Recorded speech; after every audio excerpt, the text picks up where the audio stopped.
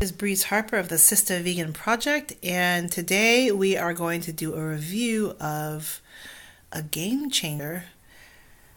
This is Forager Project's creamy dairy-free yogurt, and it's vegan and it's soy-free, and it's not based on coconut either. Now, I'm so excited about this. Why? Because, when I am looking for a vegan yogurt, I am given choices that are either too high in sugar or not high enough in protein.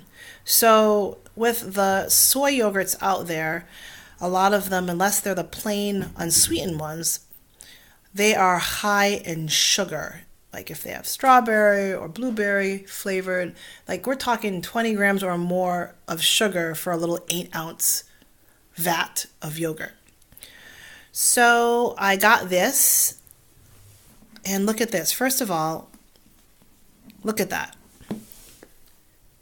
2 grams of sugar per serving. This is so important to me. I don't know why there is so much sugar in these quote-unquote healthy yogurts, but there is. So with this, there's 2 grams of sugar. That's the naturally occurring sugar in the process of making it. It's also, check it out, organic. Very important to me. I need to have organic in my life when I'm eating. Very important. So this yogurt is based on cashews. So this is very different from what's on the market right now. Similarly, Kite Heel, which is, I think, probably on equal level as a competitor, Kite Heel sources their yogurt using almonds. So I do love Kite Hill's yogurts, but what I noticed the difference is that Kite Hill, they offer 16 ounces vat of yogurt for about $5. This one is 24 ounces for the same price, so you get a lot more. And unfortunately, Kite Hill's, they're not organic, but Forager Project, theirs are organic. And when we look at packaging and responsibility, this is a plastic container, but they do have a way to peel off the labels and to recycle them. And then our family, we often just reuse these. We're a family with 4 kids, so this is good to use at the playground as a makeshift pail, or to go to the beach and use it as well. So that's what we do, or just use it to contain other items in our house like dried cereal. And this is what it looks like. So, it looks like creamy consistency. It's very, very good. And I like that it's high in many different strains of bacteria that your body needs. So we've got Acidophilus, we've got the Bifidum bulgaricus, Thermophilus, and Delbrueckii.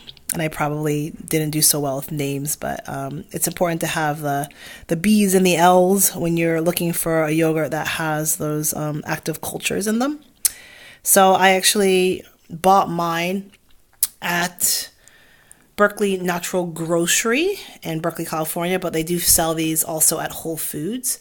And what I like about the Forager Project is that unlike Kite Heel, you can only buy Kite Heel vegan yogurt at Whole Foods only. That's just whatever the contract or arrangement they have. But Forager, it looks like you can get them at Whole Foods and other places, depending, where you live and if you have access to these particular types of foods. So I do like it. I've had their blueberry one, and their blueberry one it's 8 ounces that they sell, and there's only 12 grams of sugar in it versus about 20 in the competitors that sell fruit-flavored vegan yogurts. So that's very important to me. If you're looking for something that's a little lower in sugar. So my only complaint about the sugar is that for me, 12 grams is still too much for 8 ounces, but it's getting there. I think what would be best would be if there was maybe 7 grams of sugar. But I also have a lower tolerance when it comes to sweet things. So that's what you have it. So that's Forager Project, and this is, I like to have a game changer.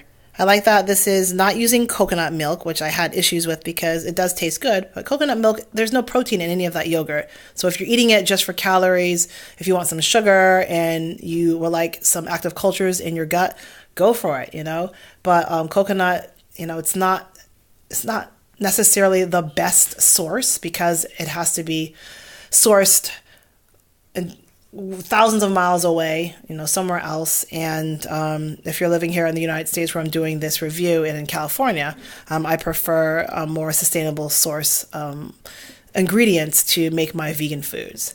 So I'm hoping in the future that companies like Forager Project can also work on better packaging. So a lot of these vegan foods have great ingredients inside of them, but plastic, I wish we could move more toward compostable packaging. And I personally, because I'm economically more privileged, I would be willing to pay a little more for a compostable container. I also don't know much about the folk that work there. I'm hoping that the environment itself is sustainable and cruelty-free. And by that, I mean the people who work there. I'm hoping everyone who works there is treated fairly, and that Forager Project has an initiative that is focused on diversity, equity, and inclusion, because I want to support products and businesses that are really working toward that. So sustainability for me isn't just like vegan food, but also making sure that the people that work for or at that vegan business are treated fairly and have the right to thrive on every aspect. So I'm going to focus on that, and we're going to research more on that, and I can get back to those of you who are watching this wonderful review. And also it would be interesting to know, how the ingredients are sourced, the cashews, how are they being sourced? Are the farm workers being treated well and fairly? How is the cassava root being sourced? So it's all marked as organic, but we also know that organic doesn't necessarily mean that the people who are at the end of the commodity chain, on the other end, not the consumer, but the producers, the harvesters, are they being treated sustainably and within this whole understanding of vegan and veganism meaning cruelty free. So great that non-human animals have been not, treated horribly, killed, exploited for this, but what about the humans that are involved in this? So that's my little review of Forager Project. So yummy stuff, and let me know what you think about it if you've given it a try as well. Yum. Bon appetit.